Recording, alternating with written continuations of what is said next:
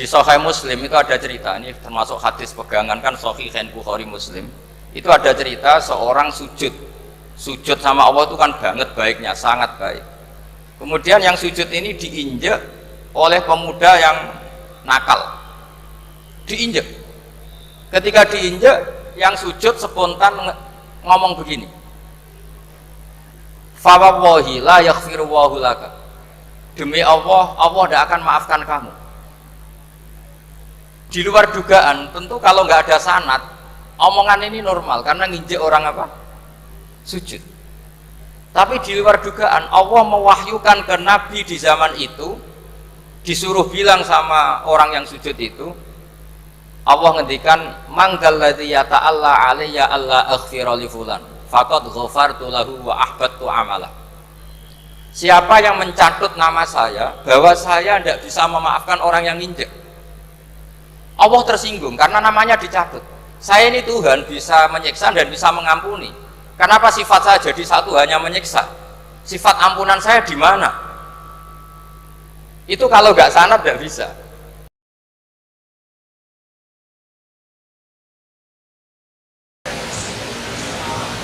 Warahmatullahi wabarakatuh. Bismillahirrahmanirrahim. Tabarakalladzi nazzala al-furqana ala 'abdihi liyakuna lil 'alamin nadhira.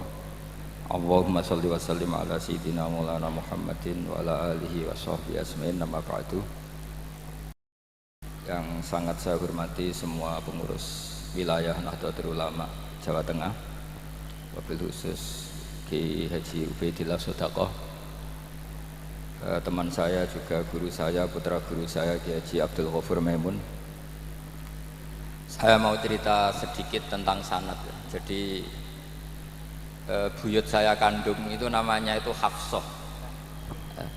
Jadi buyut saya kandung itu namanya Hafsah. Itu lahir di Damaran. Damaran itu belakang imaman Masjid Kudus. Hanya sekitar 30 meter dari imaman Masjid Kudus.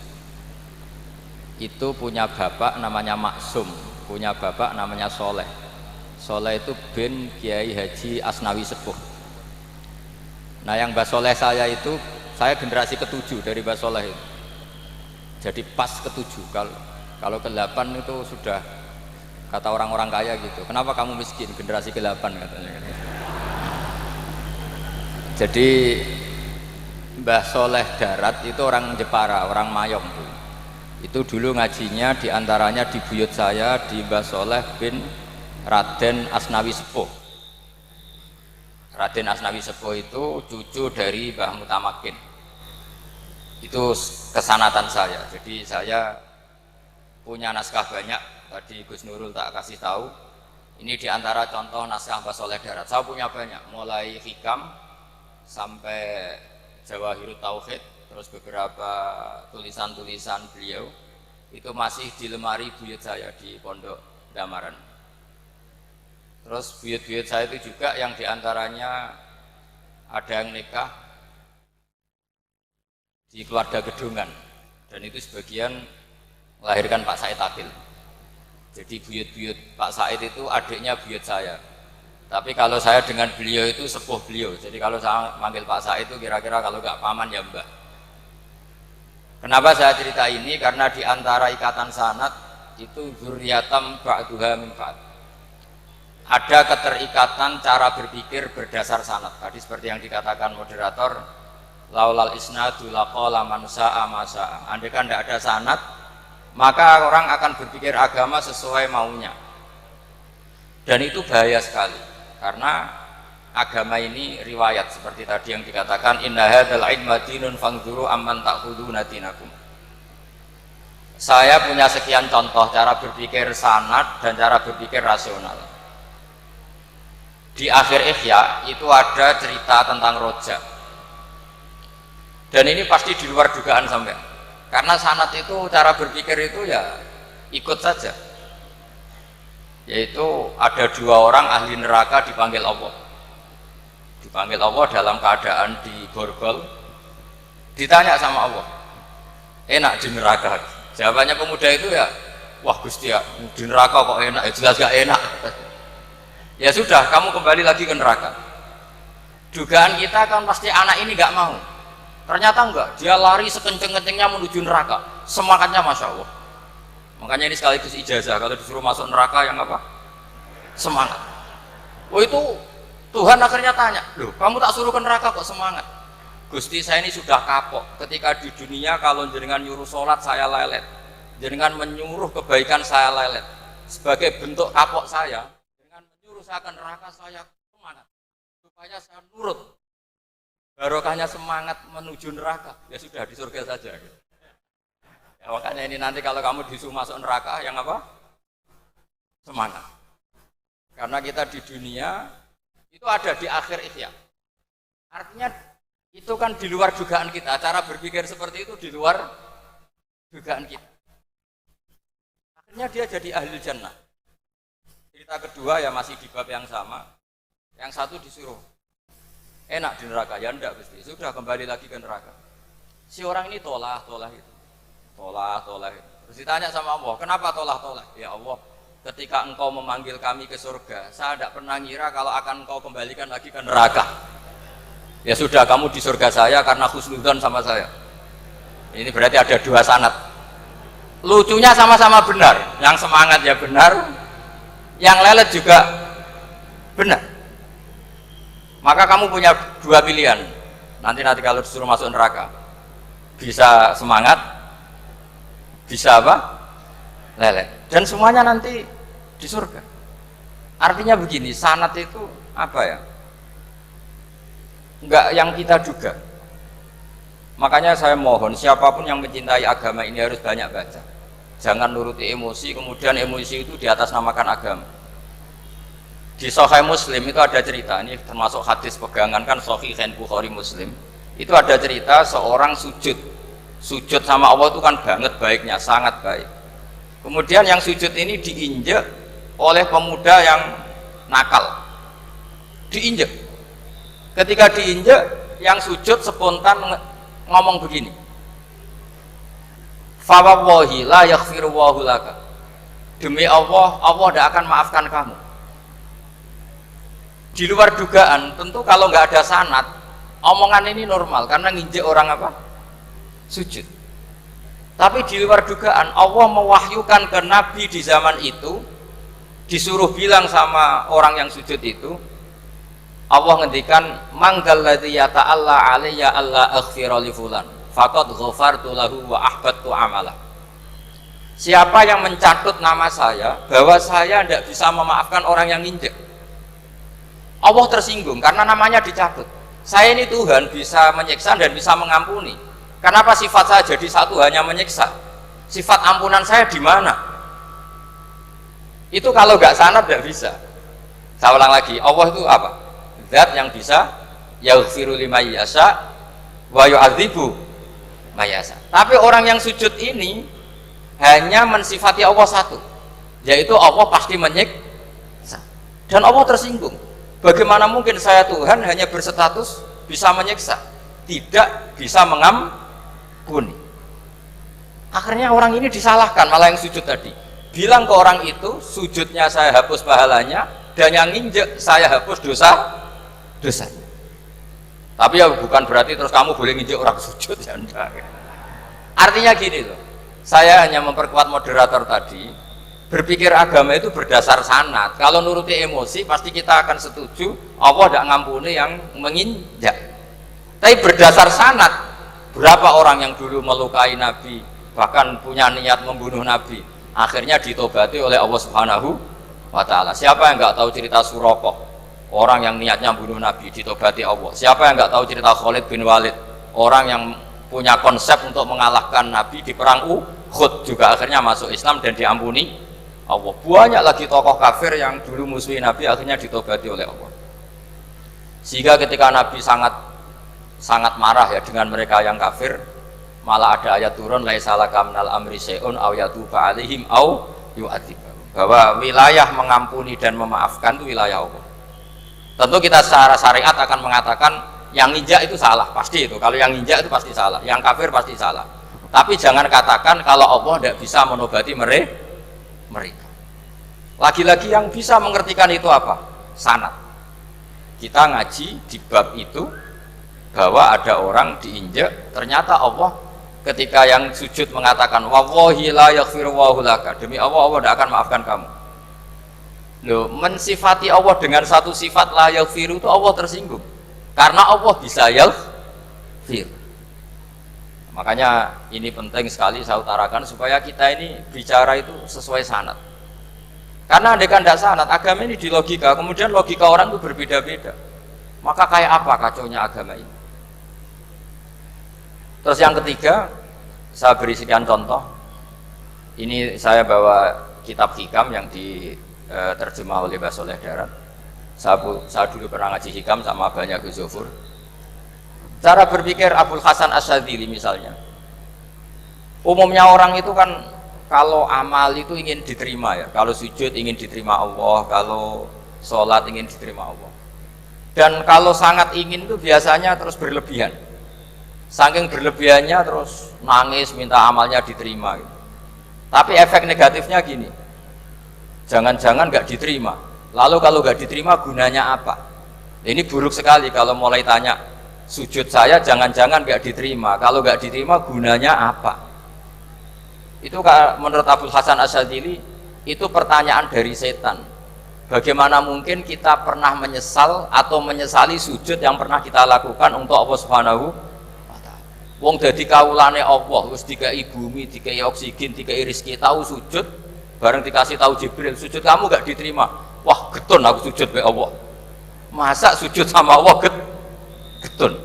Maka kata Abul Hasan Asyadzili begini. Kafa bika jazaan an radiyaka laka ahlan. Cukup sebagai balasan dari Allah yang luar biasa, kamu ditakdir sujud. Woi, keren. Coba kalau kamu nanti ketemu Allah, ada orang yang sama sekali di bumi gak pernah sujud, lalu kamu ketemu Allah sujud berkali-kali, kemudian dapat kabar kalau sujud kamu gak diterima, pantas mana kira-kira? Pantas yang pernah sujud apa pantas yang gak pernah sujud? Pantas yang pernah sujud. Jika pikirannya Abul Hasan Asyadzili, sudahlah kamu bahagia saja karena kamu ditakdir pernah sujud, itu satu anugerah Allah yang luar biasa. Kamu nggak perlu terganggu diterima apa nggak diterima, karena kalau kamu terganggu itu nanti lama-lama mengatakan apa gunanya sujud kalau tidak diterima, dan itu setan menang kalau sudah ada pertanyaan apa gunanya sujud.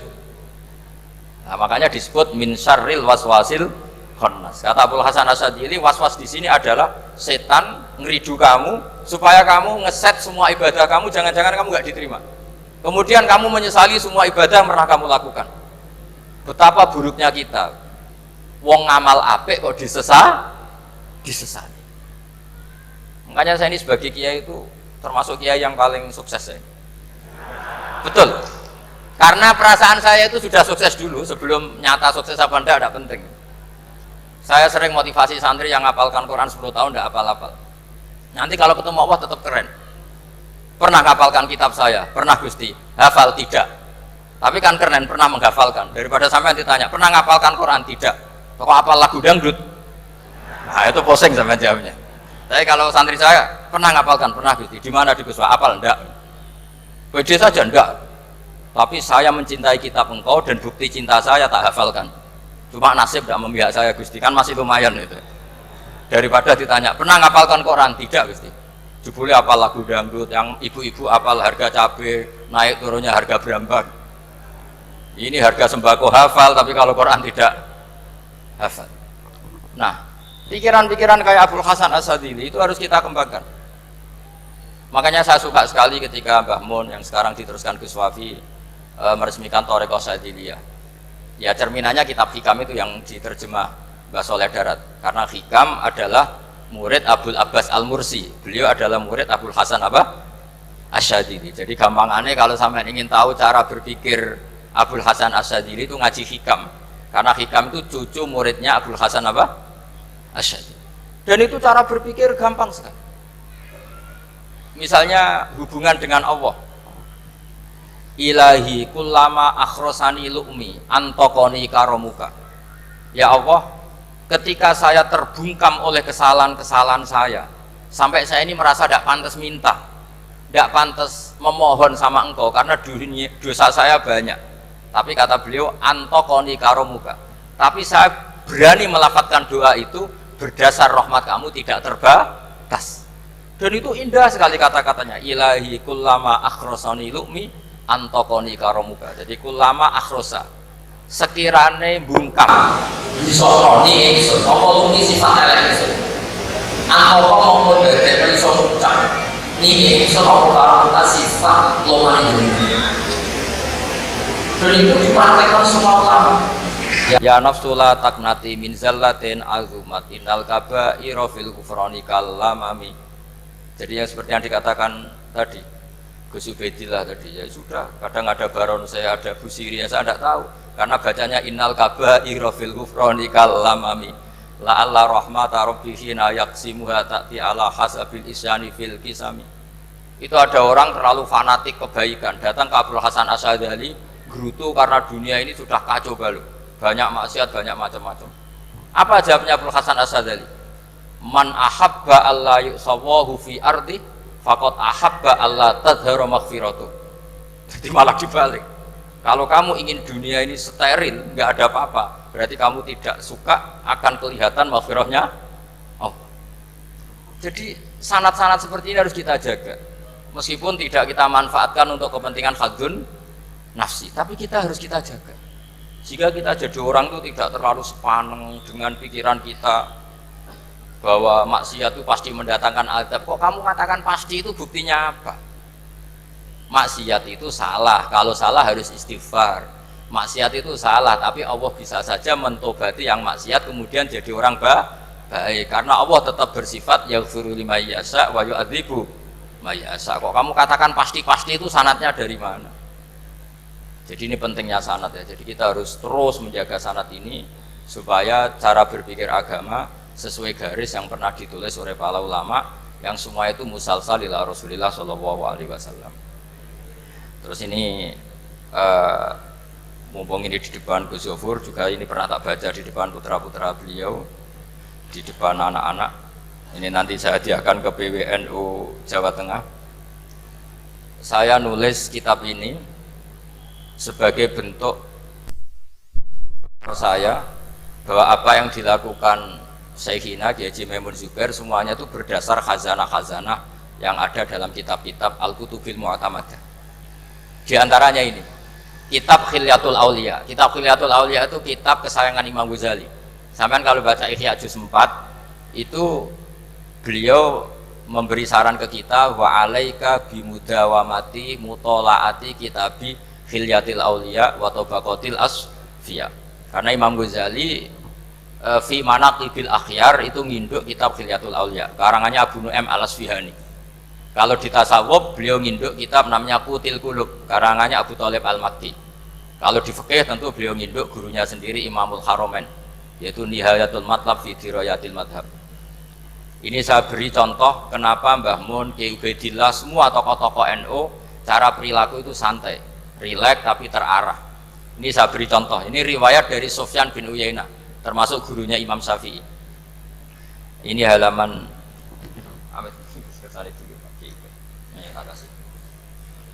yang pengurusan halaman 24.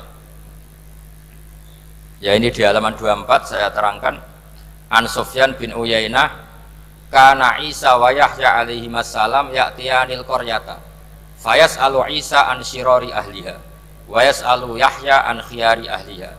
Faqala lahu Yahya lima tanzilu ala syirarin nas qala innama ana tabibun udawil mardo. Ini di juz 7 halaman 323. Jadi mulai dulu ulama itu ada yang fokus ngelola orang-orang soleh, tapi ada juga yang mendokteri orang-orang yang macam-macam. Nabi Isa itu kalau di satu daerah tanya, di sini yang orang nakal-nakal di mana? Oh di situ. Terus beliau ke situ. Ditanya Nabi Yahya, kenapa ke situ? Saya ini nabi, nabi itu biman zilatit tabib.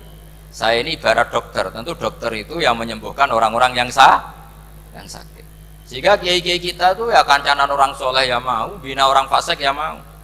Lah yang nggak boleh itu yang potensi katut fasik, itu nggak boleh. Jadi apa ya supaya kita itu melihat sesuatu itu tidak seudon kiai kok berteman orang fasik. Saya berkali-kali bilang berteman orang fasik itu haram. Tapi kalau dibalik pertanyaannya, membina orang fasik hukumnya gimana? Baik, bisa membina kalau berteman, ya sudah dibolak-balik gitu. Tapi kalau dibalik, berteman orang fasik menjadi fasik, ya jangan berteman kalau buatnya masih seperti itu. Ya terus saya teruskan ya. Sayyidina Umar itu terkenal orang yang sangat keras. Sayyidina Abu Bakar terkenal orang yang layyinal janib, orang yang sangat santun, sangat sopan. Tapi anehnya ketika Abu Bakar mau wafat, itu khilafah atau khalifah itu diwasiatkan supaya yang mimpin itu Umar. Padahal orangnya sangat keras. Tapi yang jarang diketahui publik adalah ngiranya Umar keras itu wataknya. Ternyata enggak.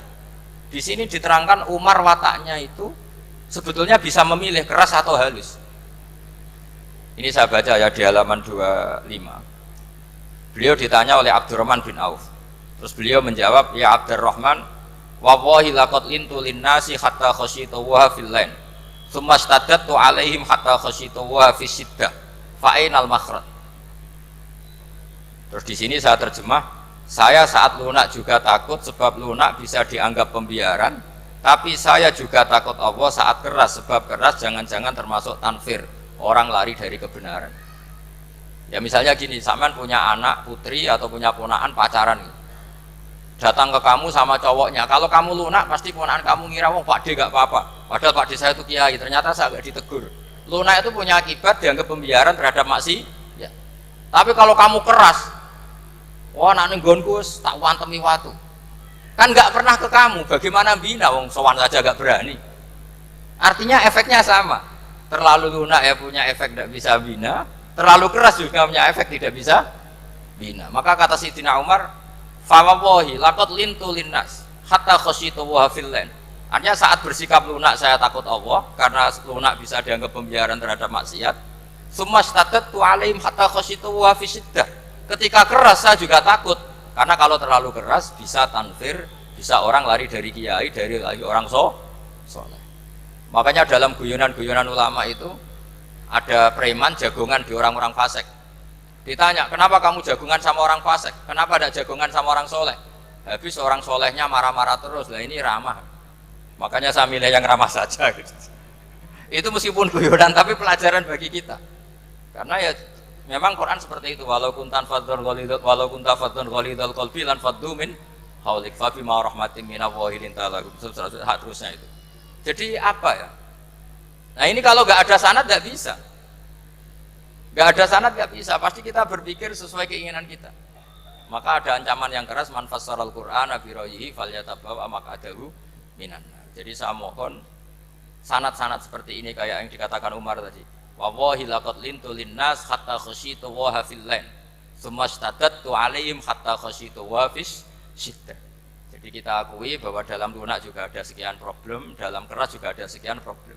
Terus kita bikin satu metode, satu manhaj yang kira-kira ya sa'iqal lisyaribin, atau yang lebih dikenal dengan Islam wasatiyah. Ada tawazun, ada tasamu, ada macam-macam. Ya, saya kira demikian. Assalamualaikum warahmatullahi wabarakatuh.